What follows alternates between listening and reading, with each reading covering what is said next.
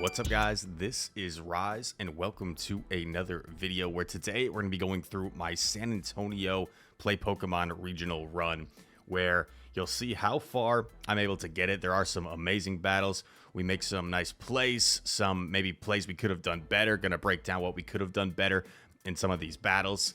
And I am going to take you through the top 8 run. If you guys like this content, feel free to leave a like, subscribe, comment down below. All comments are appreciated. And without further ado, let's just get straight into it. I got in a solid week of preparation and scrims with this team that you're seeing on the screen right now. Azumarill, Guzzlord, Shadow Poliwrath, Shadow Gligar, Shadow Aslash, and Charjabug. Now, a lot of people are really smart in the Pokemon PvP community, and they see a lot of the same things. A lot of people saw how good the Charjabug Shadow Poliwrath core is, so a lot of people ran that core as well, and people were trying to think of what breaks that core, and we're bringing things to break that core. And one common thing that we saw that breaks that core is indeed the Gligar, or the Shadow Gligar. So Shadow Gligar, a lot of people brought, or regular Gligar. I decided to bring that along with Guzzlord, which I felt like if it avoids the Poliwrath, had a lot of play on most teams, and also acted as a hard check to things like Lickitung, which is the most common thing in the meta right now, as well as Lantern, which I didn't see very much of. I went with Azumarill as a classic pick and a bit of a safe swap in a meta where there isn't as much steel. A lot of the top 8 teams in the Stuttgart Regional did not have a steel type, or I felt like only had soft answers to Azu, such as Charjabug. Charjabug you might consider like a hard answer to Azu. Yeah, I could see that, but you're taking neutral damage from Azu as Charjabug, so more of a soft answer than a hard punish. And then I went with Shadow Alolan Sandslash because I also anticipated people were going to bring a lot of Gligar, and I wanted 2 hard checks to Gligar, so Azu and Aslash provided a nice combo where it's hard to it might be hard for opponents to bring Gligar against me because they're afraid of those 2 Pokemon. They also complement each other in terms of some of their weaknesses. Shadow Alolan Sandslash I consider to be pretty good against Registeel, and also it protects Azumarill from grass types, which weren't super common in this meta. But overall, I got in quite a few scrims with this team, and you know, sometimes I'd prefer if I actually like lost more scrims. I felt like my scrims were a little too good to be true in the week leading up to this, where I don't think I dropped a single set, and it gave me some confidence that I was playing well with the team.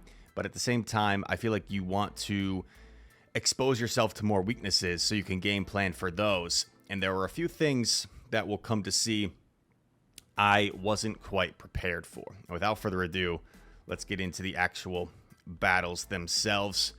I was on stream, I think a grand total of 6 times, 6 matches, 5 matches, maybe. I think it was 5 actually, 5 or 6, I forget. 6.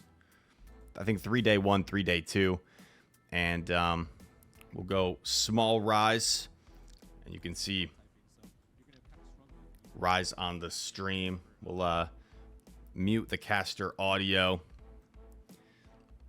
And this is Vergy who I'm playing, and Vergy is a tremendous battler. I played him in factions before, which he beat me. He's also top cut before at a regional, but he had been a little bit rusty. I don't think he had competed at a regional in quite some time. This is his local. He's from the San Antonio area, so this was right around where he lived, and he was making his return. And if we scroll back to his team for just a moment, right before I played my first match, I was talking to Doonebug 97, and Doonebug was asking my team. Because we were in separate pools, right? So we wouldn't play until eventually later in the tournament if we were to advance that far. And he told me Doonebug was running Skeledirge, and he told me like, "Yo, Rise, you're super weak to my Skeledirge." And I'm like, yeah, you're kind of right. I didn't really prepare for Skeledirge, and Skeledirge is a problem for my team. It's a problem because my only like legitimate answer is Azu, and Azu loses the 0 shield scenario against Skeledirge. Rise, how could Azu lose? It's a water type against the fire type. It loses because Shadow Ball basically 2 shots, and you don't have any charge move pressure, and Skeledirge is relatively bulky, so it's going to eat the bubbles and any charge move that Azu throws at it quite well. So Skeledirge was a major concern for me against Vergy's team, but we're going to try and roll with it. So we're going to try and roll with it into this first battle. And you know what? I can actually go at 2 times speed here. And we lead charge into Licky. Now, Vergy also has an Abomasnow on his team. Vergy has an Abomasnow, and Abomasnow is a bit of a problem because it breaks apart that Azu Gligar course. So I decide to also beat Scuzzlord as well. So I decide to actually swap my Azu into the Lickitung, which is a bit weird, I know, since this is a losing matchup. But after chipping it, I wanted to lure out an Abomasnow if it was there. Looking at the back lines, there is no Abomasnow. So he's forced to stay in because Azu actually does well against both of his back mons. Vergy made a slight mistake there, over farming a bit too much to allow me to force that second shield first. He could have put the pressure on me.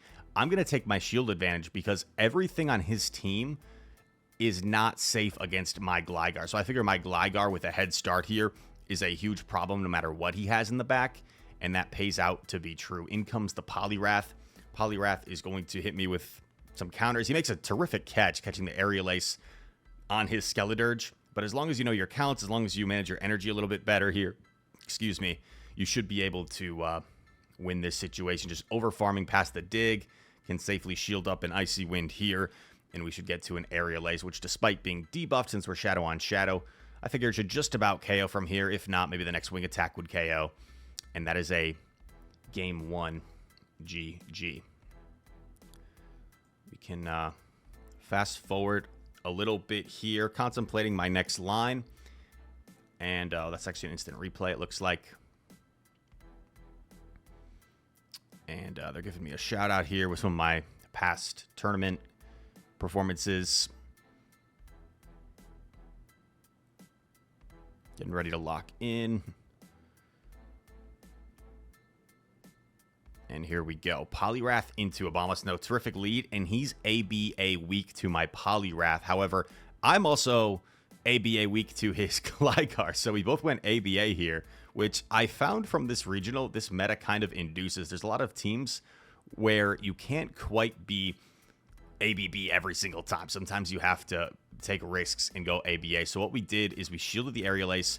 We debuffed and got a shield back with our Icy Wind. And then we come in with our own Gligar against the debuffed Gligar and hope we can secure switch advantage here, which we do.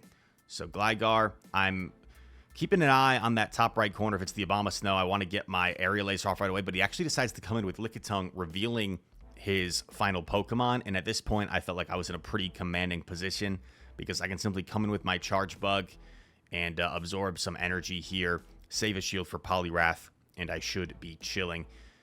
You could argue maybe I should have built up more to have energy for the Obama when it comes in. Maybe that would have been a better play.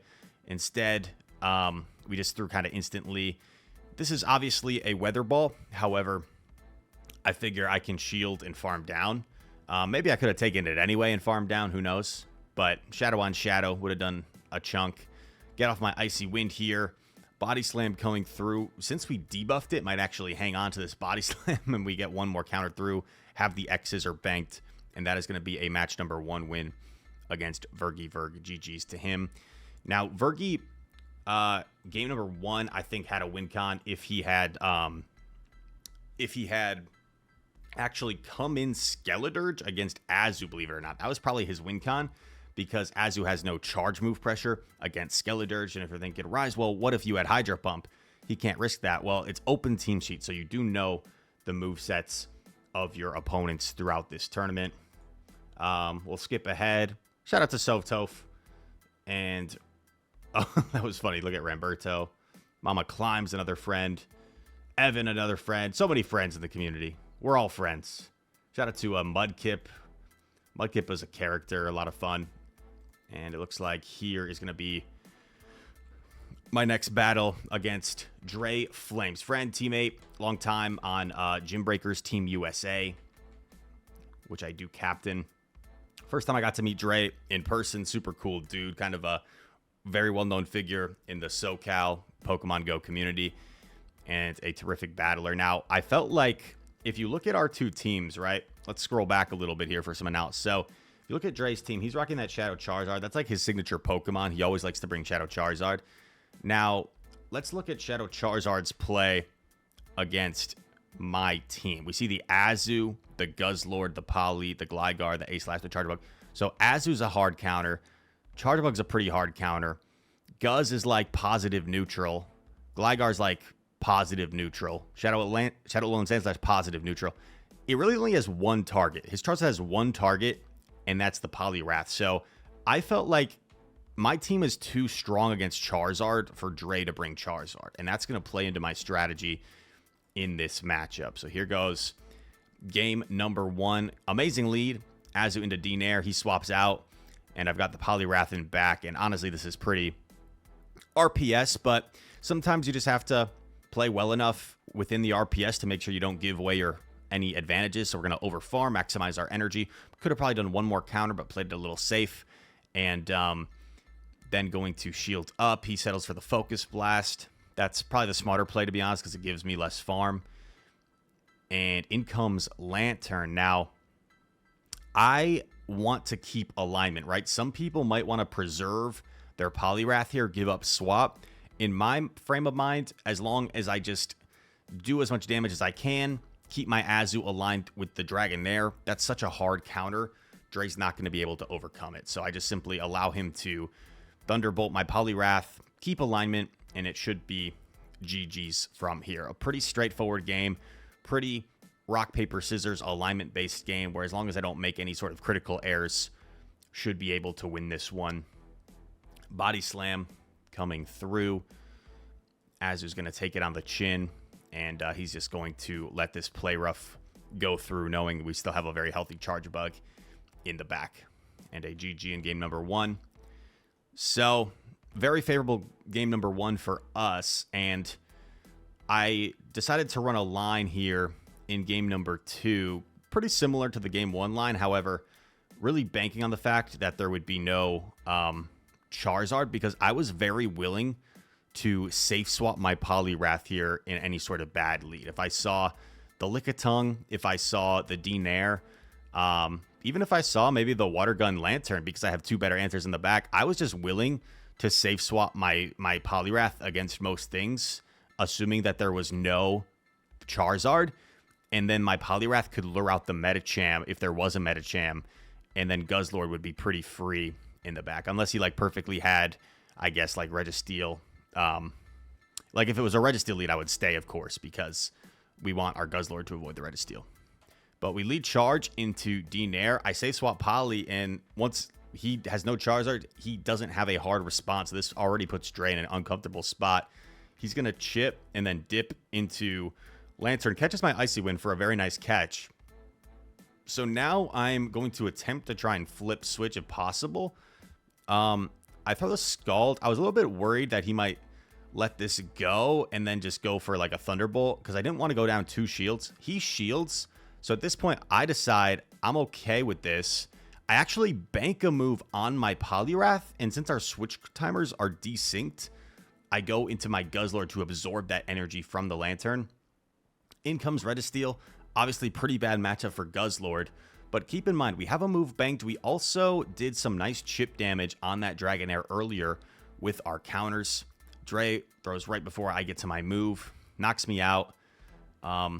And here was a moment where I have an Icy Wind banked. I really wanted in this moment to predict the instant swap and throw my Icy Wind into his Dragonair. I wanted to instant come in, throw my Icy Wind.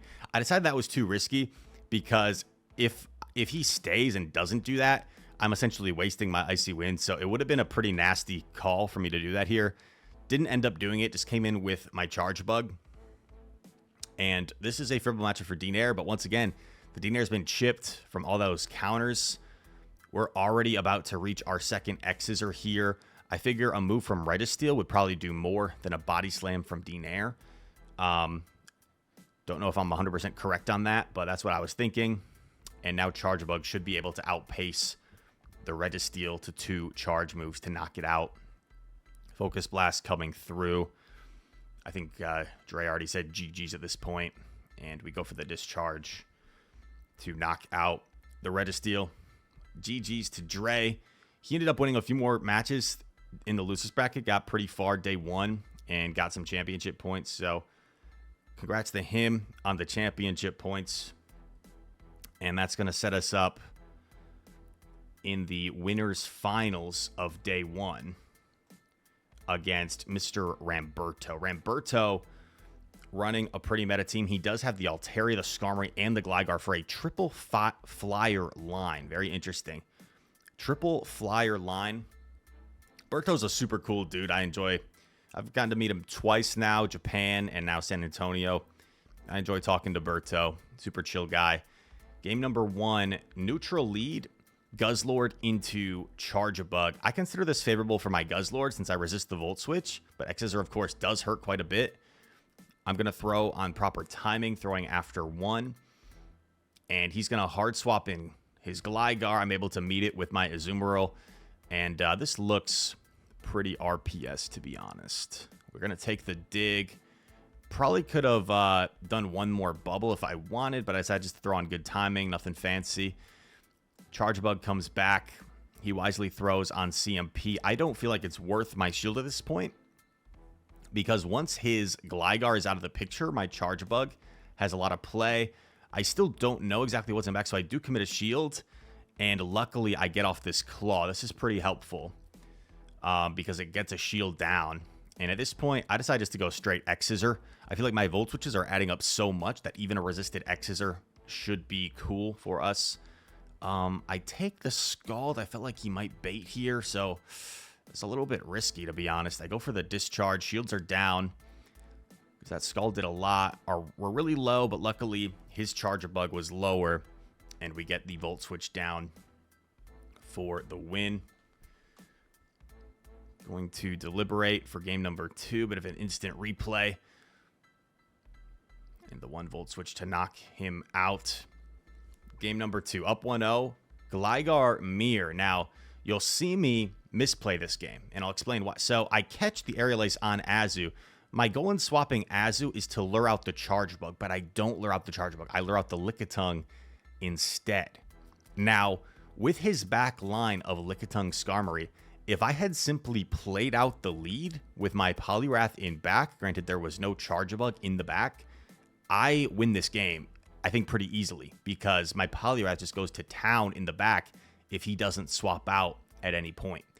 Instead, I came in with a game plan. I tried to execute the game plan. The game plan was not effective against the line that he ran. Now I have to reveal my Poliwrath, and now he can simply align his Gligar on my Poliwrath and his Skarmory on my Gligar. So this is a game where, if you're watching from your perspective, you might be thinking, yo, why the heck would Rise swap? His Poliwrath would have been so good in back. What a bad play. And you're not wrong, but sometimes you try and come up with a game plan at this level, and this game plan did not work based off the line that Ramberto ran. It was intended to lure out the Charjabug, did not do so. And maybe after that game 1 where the Charjabug wasn't really able to do much, I should have been more inclined to predict that there would be no Charjabug and just play it out. So that happens in a Discord server I'm in. There was one guy that was making sure to point out every time I misplayed and every time I won how lucky I was.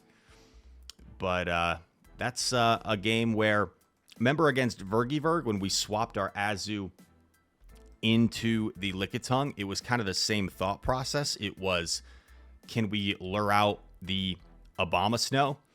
And this time we tried to do essentially the same thing, luring out the Charjabug, just unsuccessful, and we're not able to get away with it this time. Also, I think I can make this slightly more full screen. There's a little bit sticking out. Didn't notice that. But yeah, GG's to Berto, and we are tied up 1-1. Obviously, if I had just stayed in, probably win that game. But it happens. A lot of this game is sometimes making those calls, those reads. Incorrect one that time. Let's see if we can find a way to win in game number 3. Decisive game 3. This is to get on the winner's side of day 2 in the top 16. So this is the finals of Group B. And we are going to get a very positive lead. Chargebug into Skarm. He swaps Lickitung, and I don't have a great response to the Lickitung. And I knew this was a possibility. Going into this game, he could save up Lickitung. I would have to find a way to deal with it. What I decided to do is double X-Scissor, and then I'm going to go into Sandslash. Now, this is risky because if there's a Poliwrath in back, this could give Poliwrath a lot of energy, which would be really bad for me to deal with. But I took a gamble that there would be no Poliwrath because Skarm lead with Poliwrath in back, or vice versa, would be awfully weak to a Chargebug lead and pretty difficult for Berto to overcome. So we gambled that there was no Poliwrath. Luckily, there is none. We're going to get off double Ice Punch here. And here's the point of the game where I get farmed down. I'm thinking, okay, what's in the bag? Do I need to preserve my charge, or do I just let it go? And I'm thinking it's probably Gligar, right? Because if he's weak to charge in the lead, probably has the Gligar in back. But I'm thinking like, what if it's not Gligar? What if it's his own Chargebug? And I need to preserve mine. So you see my reaction there. I'm really upset at myself for not only wasting my shields on the Chargebug, but also because I did an extra Volt Switch instead of waiting, which gave this Gligar an even bigger head start, and I think will probably allow it to flip this matchup against Azumarill. He goes for a really smart play here. A lot of people, I think, would have thrown the dig. He goes for a double Aerial Ace instead, which will do more than one dig. And this is going to knock out my Azu. I do have energy on Chargebug. I'm at the double X-Scissor. One isn't going to be quite enough. He still has the catch. I commit to throwing it right away, which is going to knock out the Gligar and the Skarmory. And let's do a little bit of an instant replay here. This is where things get really dicey, and it's really just a mind game that could go either way. It's really just a call, right?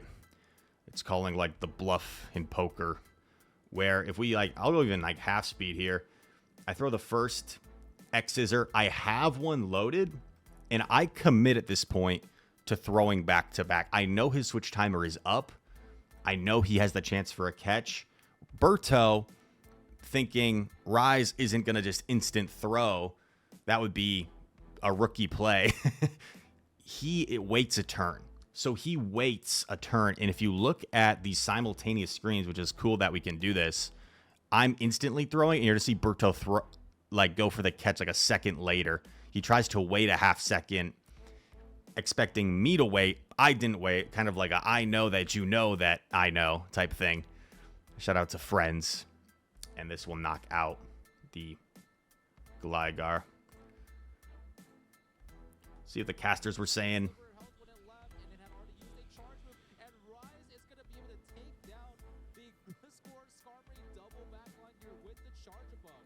Wow, it looks like Ramberto also waited a turn. He expected Rise to wait a turn before he swapped, and then so Ramberto waited a turn before he tried to swap, but Rise to occasion with the next level strats didn't wait a turn, just went for the X-Scissor. Kind of funny, right? Like the next quote-unquote next level is just instantly throwing your move. Like, kind of simple, but I appreciate the praise. Shout out to Butters. And that is going to set us up for day number 2. And day number 2, I went up against one of my better friends in the community, Mr. Evan, 77713.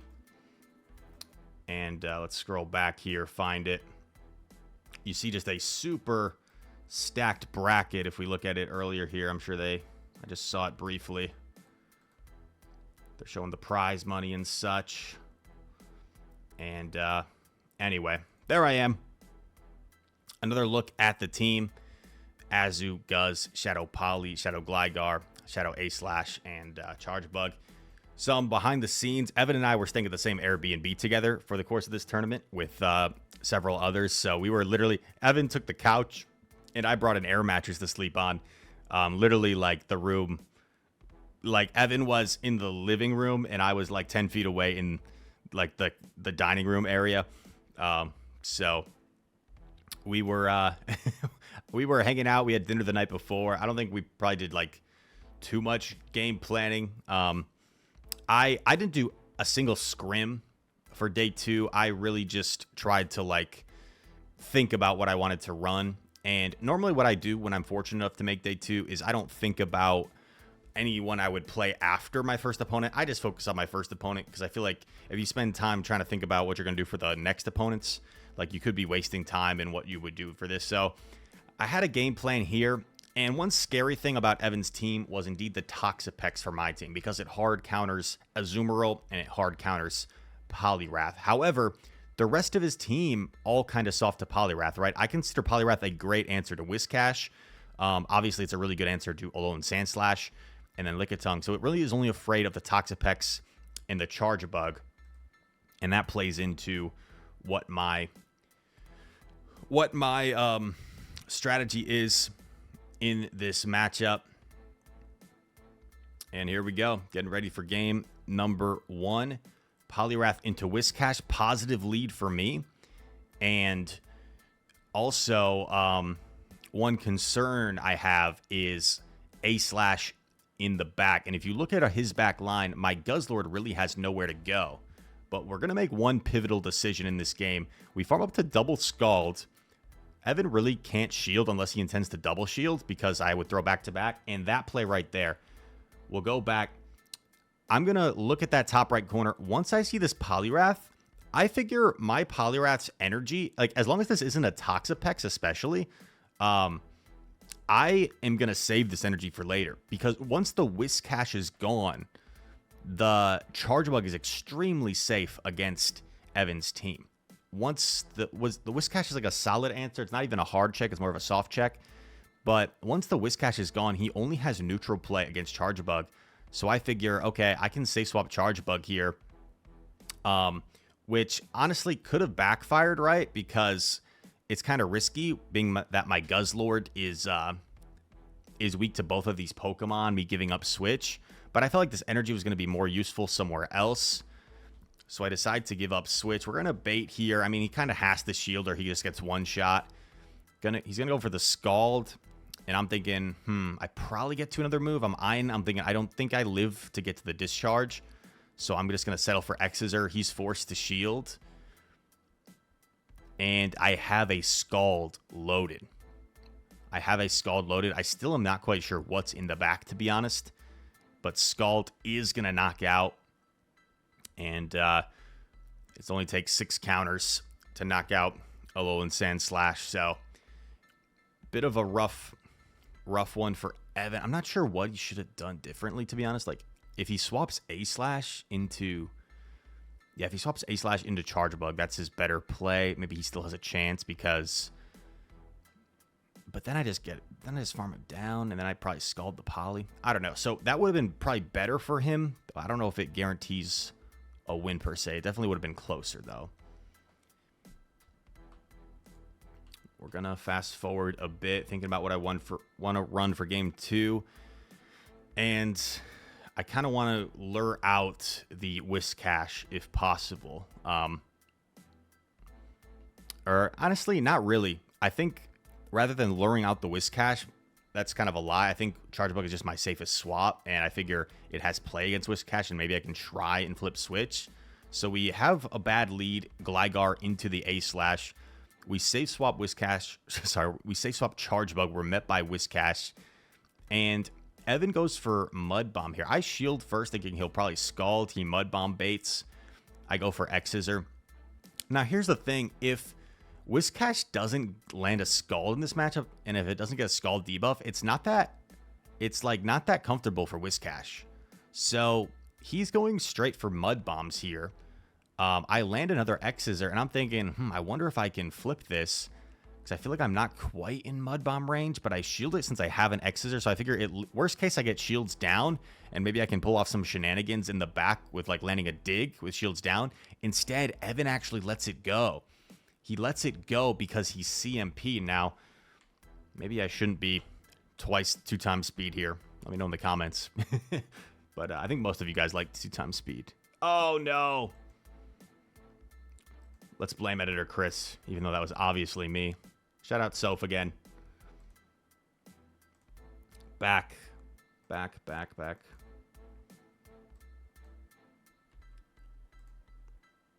Sorry about these shenanigans. I misclicked. I'm sure you guys have misclicked once in your lives before. But yeah, so Evan throws the mud bomb here. I shield having the X's are loaded. And then check out what happens here. It's a CMP on the mud bomb. Now, what Evan could have done here, and this kind of like, I don't know, it sucks to say because Evan's a friend and I don't want to be that like annoying guy explaining like what he could have done to win the game because he knows already.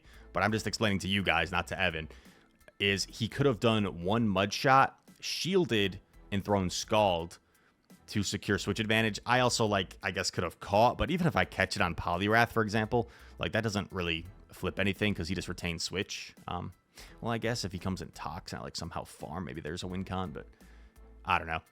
But yeah, Evan probably should have shielded, done one extra, and then thrown Scald. Instead, he threw the Mud Bomb right away, loses the charge move priority, and now Evan's thinking, Mud Bomb probably doesn't KO anyway, so I think I have to let this go and just take the shield advantage. He comes in A/, Charge Bug's healthy enough where it's going to reach a discharge, so he throws a move to get rid of it. He swaps, I swap, and even though we're down a shield, we're going to see that this matchup is dominant enough for Gligar, where the dig's going to do enough to help me secure this match. Gligar's going to outpace. It's 7-6. Is it 7-7-6? I think it's 7-6. I think it's 7 and then always 6. Yeah. 7 and then always 6. Versus it's like 8-7 for Brine. And we were able to do enough where then Poliwrath can, of course, just close out this game. Evan was visibly upset with how he played, so I feel that. We dap up, and props to Evan for a spoiler alert I'll mention at the end, but his run did not end there. We were both on the winner's side, so he went to the loser's side and made a very impressive run for himself. Let's skip ahead a little bit.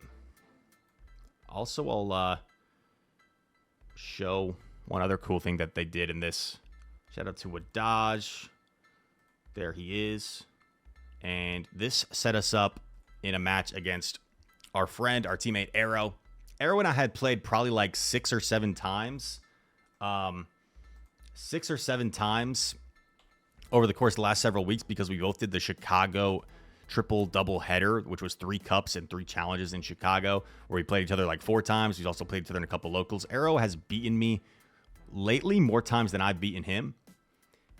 And it's a tough lead to start off. Now, here is something I was thinking, which wasn't smart in hindsight. I was thinking, okay, if I lead Guz into Poliwrath, I can safe swap my Gligar because he's not going to go ABA weak to Charge a Bug. He's not going to have a Poliwrath lead with Skarmory in the back. What I didn't consider is the fact I'm playing Arrohh, who I know very well, and I know is not afraid to run ABA. So this is like kind of terrible for us. But it's not completely over because if it's Lickitung, right, which it is, I can eventually farm down here with my Poly, in which case he kind of has to come in with his own, and we have a favorable matchup in the back. So we're in a really bad spot here. Looks like we're kind of getting RPS, but the game's not completely over. I come in with my own Poly. Arrohh wisely, kind of underrated play here, goes for the Brave Bird to give me less farm. Also, since he's probably only gets 1 move anyway, it makes sense. Forced to come in with his own Poly, and I'm thinking, okay, maybe there's some play here. I'm still very healthy. Part of me wonders if I baited here, if that makes a difference. Yeah, if I baited, I don't know. I did get the attack drop anyway, so maybe it didn't really matter. He goes for a Scald. I let it go. Maybe I should have shielded. I go for another Scald, and I'm only going to get to a parting move. He lets it go. He's non-shadow. He hangs on. Now, this was kind of biting at me after this, is what if after this Scald right here, if I had swapped Guzzlord, would one Dragon Tail have KO'd here? I think it may have.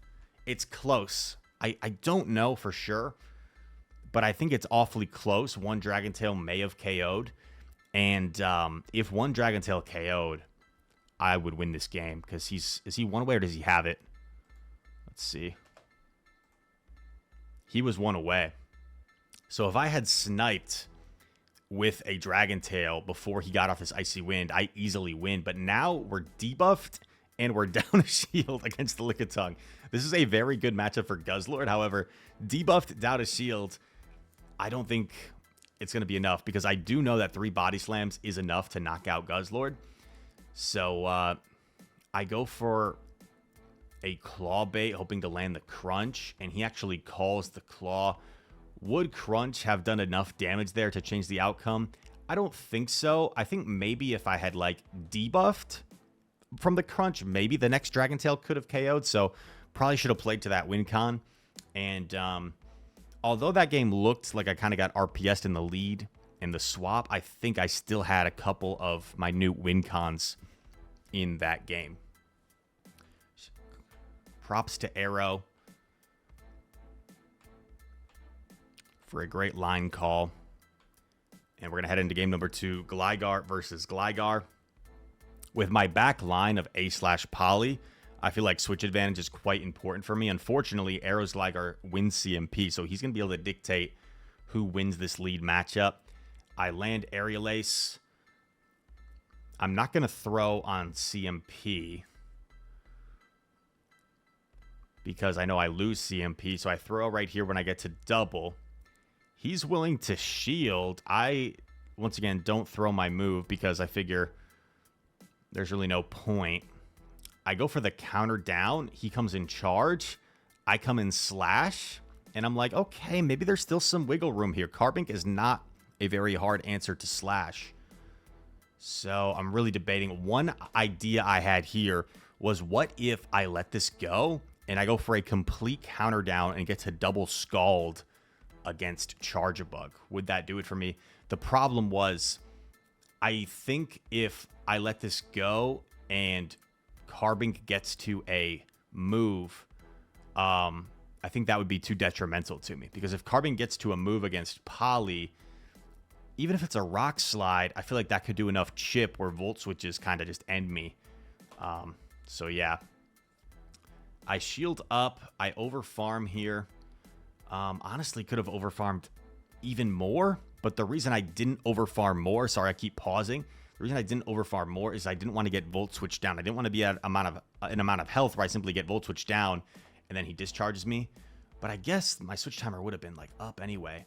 And then here, once again, I go for the Ice Punch, which proves to be kind of a mistake because I wanted, once again, to like force him to throw energy, but he throws right away.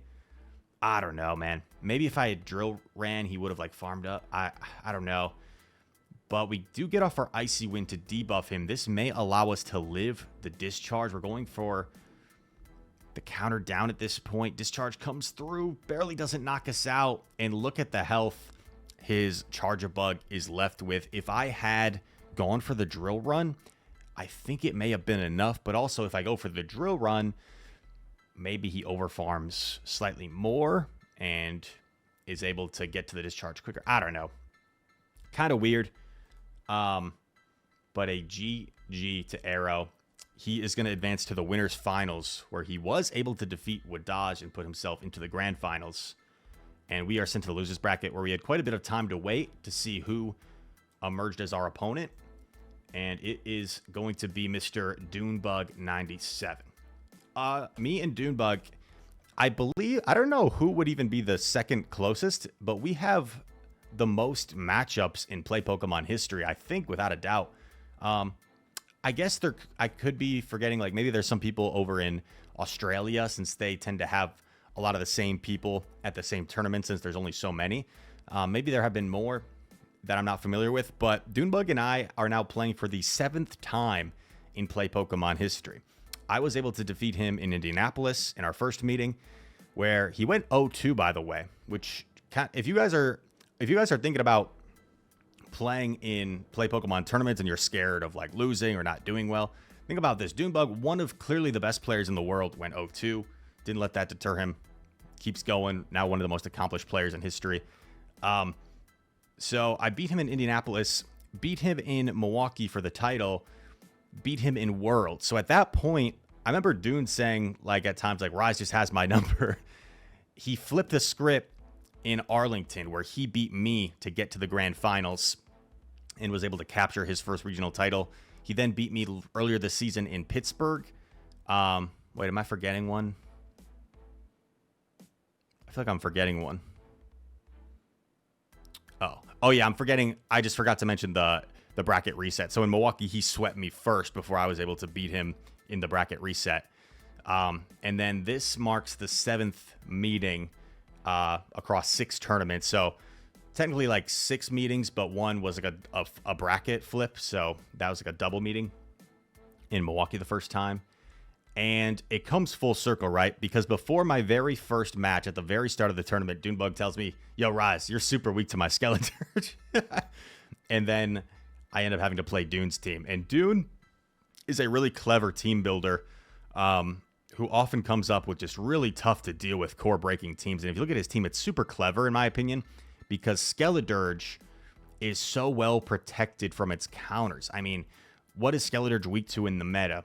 Azumarill. He's got Cresselia, Registeel for Azumarill. It's weak to Whiscash. He's got Cresselia, Altaria for Whiscash. He's got like hard checks for the things that beat Skeleturge. I guess like dark types, maybe not as much. He's kind of weak to dark, but I guess he made a read that dark isn't super common in the meta right now. So one weakness with my team that should be very apparent is Whiscash. I don't have a hard Whiscash check. Now, in my preparation, I asked my friends to run Whiscash teams against me. I felt like I had enough neutral play against Whiscash with my Azumarill, my Guzzlord, my Poliwrath, even my Gligar does solid, and Charjabug can soft lose. I felt like I had enough neutral play against Whiscash where it wasn't an issue.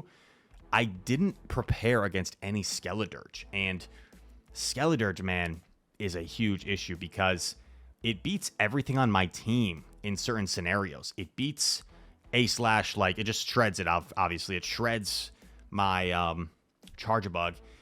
It actually beats Guzzlord in all even shields because the Disarming Voice is double super effective. It just basically knocks it out. I think it beats Gligar in the 2-shield scenario because the Incinerates are just too much. And then it beats Poliwrath as well in certain scenarios. So Azumarill is my best check, and Azumarill loses the 0 shield. So Azumarill needs a shield advantage, essentially, to beat Skeleturge. Just completely wrecks my team, and we have to kind of figure out a way against one of the best players in the world to try and overcome it. And you'll see it proves to be kind of difficult. Game number 1, I lead A/, and I'll take you through my thought process real quick. Once again, if you guys don't like all the pauses, that's fine. You can let me know if that's your opinion. I know some people do like the pauses to hear the thought process, but I led A/ because I was trying to make a team call, and I actually did kind of call his team, just not in the right order. I thought he would lead Cresselia or Registeel as an Azumarill counter, safe swap Whiscash, and have a Skeleturge closer in the back. There's no hard check on my team for Skeleturge. There's no hard check on my team for Whiscash. So I thought he would lead Cresselia or Registeel, trying to catch like the Azumarill lead, knowing I kind of have to bring Azumarill for Skeleturge. And I risked it with the A/ lead. Now, after this match, I kind of thought to myself, A/ is probably a pretty dumb lead. It's not dumb, but risky. Too risky because his best 2 Pokemon are really good against my A/. Like, his best 2 Pokemon are Skeleturge and Whiscash. So I'm basically giving myself a 2 out of 3 chance of getting it put on something that's really bad for it. So I kind of regretted the A/ lead afterwards. But I mean, hindsight's 2020. I went with I tried to make a read, didn't work out. Gligar lures out Cresselia here, which is kind of good for our Poliwrath, right? We're able to lure out the Cresselia. I'm thinking, okay, maybe there's some play here. But in the back of my mind, I know that Skeleturge is just a huge problem, and I'm just not quite sure how I can deal with it. Just not quite sure how I can deal with the Skeleturge. So I'm going to overfarm here, get off the dig, and then we're going to try and make a play here. We're going to try and catch the Scald on our Poliwrath, which we're able to do. But unfortunately, he goes into Skeleturge, and we have no fast move pressure. Now, a lot of people as I throw this Icy Wind without building up to the Scald. Let's see in the comments if they're talking about it. We're saying, yo, why the heck would Rise not even build up to the Scald? Well, if I build up to the Scald, he has the opportunity to throw Disarming Voice first, so I feel like it's kind of a lose-lose situation. I go for the Aerial Ace here, which he is going to shield. And I'm laughing at this point because I'm in like an impossible situation. Like, do I shield and get farmed down, or do I put it all on my A-slash? I put it all on my A-slash. And yeah, man, it's just over. He still had a shield, so had to try and build up to double. We're talking about it. A little bit of an instant replay as we look to go into game number 2. And game number 2, I lead the Charge Bug. Yeah, I lead the Charge Bug. Honestly, I think I should have stayed in here. I don't know. So my original plan was like stay in, soft lose. But the problem is if I do that, then it simply crests on Azu and then Skeledirge on Gligar. I think I lose. So I think I went against my original thought and just kind of ran a similar line, except this time I was luring out Cresselia to open up Azu against the Skeledirge and back. So I do successfully lure this out. But Dune ends up playing this really cleverly. Just knowing his team advantage and knowing how to exploit it. So I'm able to get a shield advantage this time, which is kind of nice. I go for another dig here. Dig is going to connect. Doonebug maximizing his energy. And one reason Dune, I think, is kind of re-cemented himself as one of the best players, if not the best player in the world, is his ability to like maximize energy and just squeeze out every advantage as much as he can. He saves the Grass Knot. No, how many people would do that? How many people would save the Grass Knot, give up switch there? The reason he's able to do that is because his Whiscash and his Skeledirge are just so completely free that he felt he was safe enough to do that. And especially against a Charge Bug, which he's got 2 answers for, he knew switch didn't really matter at that point. So great recognition by Dune. If he had just stayed in, unloaded the Moonblast on my Charge Bug, I think I still have play here. But wisely stays in. If you're wondering why I didn't swap out there, Rise, why are you staying in Charge Bug against Whiscash? Don't you know it's a negative matchup? Electric type against ground type? What are you doing? You're so bad. I'm reading that there's a Skeledirge in back, and if I swap Azu into the Whiscash, Skeledirge gets lined up with my Charge Bug. So we put it all on Azumarill here, and Mud Bombs away. I had an opportunity here to Ice Beam, but I figured he would like try and CMP me or maybe even catch on his Cresselia. So like I didn't throw it right away. And then I regretted not throwing it because I throw this right away. Then I don't have to eat this next Mud Bomb. And I feel like I'm in a good spot. So this was kind of brutal. If I had just thrown this Ice Beam right here, that could have been a win con, but made the wrong read. So you see me like a little bit of a frustrated shrug there because that would have been really nice to get off that move. I throw Ice Beam here because he would have got to another Mud Bomb. And here comes the Skeledirge. Good matchup for Azu. But look at these Incinerates are slowly chunking, man. I go for a Play Rough here. Play Rough, going to do some sizable damage. Now here is a critical moment, which a lot of people were kind of surprised I didn't shield here. And I'll go over why as this Shadow Ball gets no shielded, connects, and Doonebug wins and advances. Why I didn't shield. There were some people in the comments as well that told me how bad I am. I'm sure they would have won the tournament. The chatters. Let's see. Doonebug does his celebration.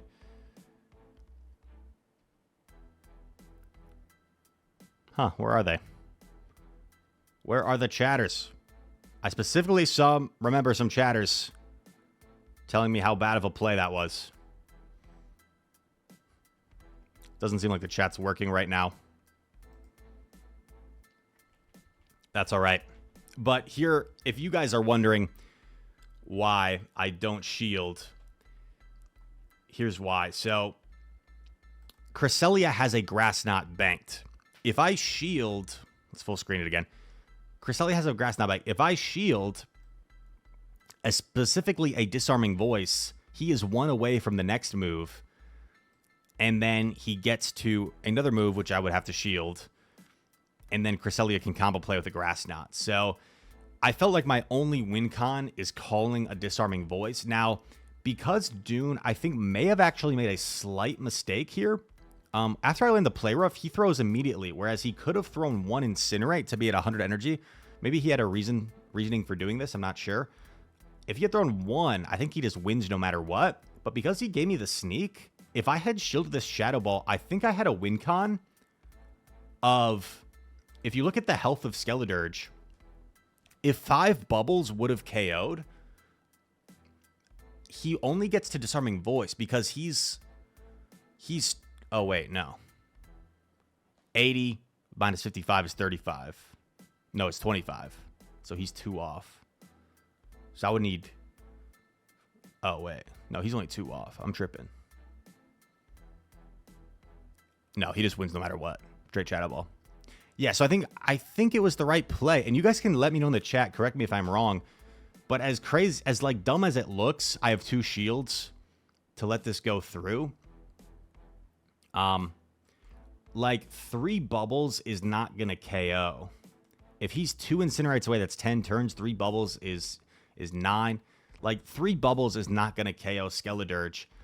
Granted, I would have had 1 more bubble that snuck through. So even 4 bubbles, I think I would have needed 5. I think I would have needed 5 bubbles, probably, maybe even 6. And he had the move loaded. So I figured calling a Disarming Voice, really my only win con at this point. Let me know if you disagree in the chat, in the comments. But that does bring the end to my run in San Antonio, where we do get top 8. And hug it out with Dune. Now, one cool thing, though, as we lost, is they actually made a little interview feature with me, which was cool. I think...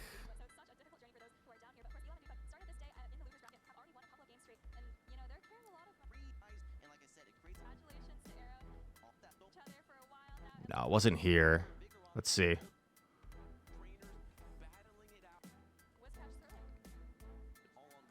They actually interviewed me during the day, and then they made it into a package, which I kind of wanted to show with you guys.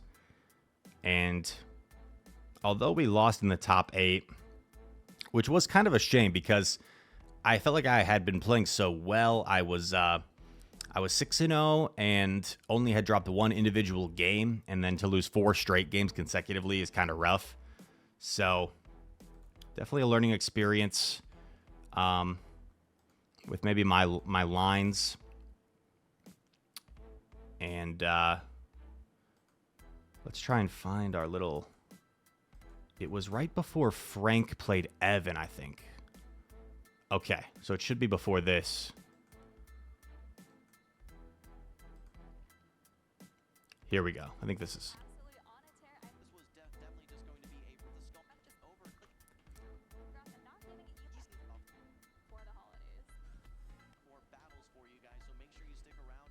Taking it over to a little bit of a hello trainer for one of our most notable trainers. Rise to the occasion. We'll see you guys very soon. I started playing the original main series games as a little kid. Took a break for a while. Started playing Pokemon Go in 2016. Took a bit of a hiatus, like a lot of people, and got into PvP in around 2020. My first competitive Pokemon memory, I did karate when I was a little kid, and my friend Patrick, he's actually the one that introduced me to like Pokemon Leaf Green and Fire Red, and we would battle before karate practice every day. My favorite Pokemon is Scizor. I like the sleek metallic look of Scizor. There's a lot of amazing people in the competitive scene. One person I look up to is 2-0 Butters. I think he's just a really good representative for the community, and he's so exciting with his shoutcasting. I don't think our competitive scene would be where it's at without him. Favorite Pokemon video game has to be Pokemon Go. I mean, it's what I spend a lot of time playing, and it's given me a lot of opportunities, so Pokemon Go. If I could battle one trainer from anywhere, it would be trainer tips in a YouTube video. I challenge you. My favorite part about Pokemon events is the relationships you develop with people. I mean, I've been fortunate enough to be successful at some of these regionals and such, but more so than winning prizes or accolades, Having people genuinely excited to see you succeed and developing these friendships is what really usurps everything for me. Ice cream over popcorn. So many flavors. Let me know if you sweet agree in the treat, comments. can't go wrong Ice with cream or a popcorn? bowl of ice cream for dessert. If I won the World Championship, first person I call would have to be my mom. My whole family's been really supportive of me. It's not the traditional thing to say. I want to pursue Pokemon Go YouTube content full time, and they've had my back, so I appreciate them for that. Gotta go with Charmander as my starter. Charizard, another favorite. I mean, Charizard's one of everybody's favorites, right? So can't go wrong with Charmander. So that was pretty cool, dude. And in the end, we lost to two amazing trainers in Arrohh and Doonebug. Yeah, can't be too upset with that. I think my lines could have been better, but I don't know if my plays were necessarily bad. I think it was more so my lines and the line reads that they really outdid me with. So good learning experience. That marks 3 consecutive top 8s that we have been able to get. One silver lining is I think we still are number 1 in North America in terms of championship points. So we're doing well there, but we've yet to capture a regional again this season, or even advancing past that kind of top 8 to that top 4 or that grand final. So we've been consistently really good, but we haven't quite usurped it to get to that championship level this season. So that'll something we'll be striving for. Where am I going to compete next? I'm not sure. I'm going to take some time off of the regional circuits to think about it. I'll probably plan on doing 2 more regionals this season, and then definitely competing at NAIC before Worlds. So I thank you guys for watching. We also have some content coming where Doonebug, who we lost to, went on one of the most miraculous runs in Play Pokemon history, which may never be topped. So we are going to break down his run as well in a separate video. But this is the video about me. It's my channel. And yeah, if you guys enjoyed this content, hit that like button, subscribe to the channel. If you're new, comment down below. All comments are appreciated. And all that said, thank you for watching. Hope to see you in the next one. Peace.